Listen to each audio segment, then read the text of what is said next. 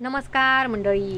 Star प्रवाहावरील लग्नानंतर होईलच प्रेम या मालिकेच्या पुढील येणाऱ्या भागामध्ये आपल्याला असं बघायला मिळणार आहे की काव्याने आता पार्थला सांगितलेलं असतं की माझं स्वप्न मला पूर्ण करायचं आहे.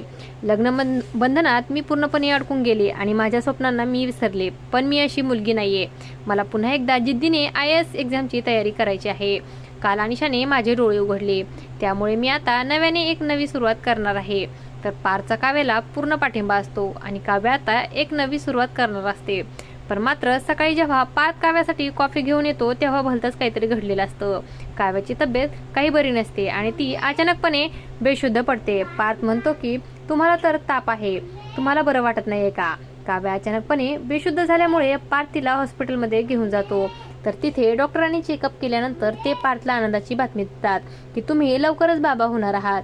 तर दुसरीकडे नंदिनीलाही तिचे रिपोर्ट्स मिळालेले असतात आणि त्यात असं लिहिलेलं असतं की तिचं आई होणं कठीण आहे. आता देशमुखांच्या घरी एकासारखी दोन बातम्या असतात, एक चांगली आणि एक वाईट. आणि असं काही या भागामध्ये आपल्याला बघायला मिळणार आहे. अशाच मालिकांच्या नवनवीन अपडेट्स पाहण्यासाठी आपल्या चॅनलला सबस्क्राईब करा आणि व्हिडिओ आवडला असेल तर लाईक आणि शेअर करायला विसरू नका. धन्यवाद.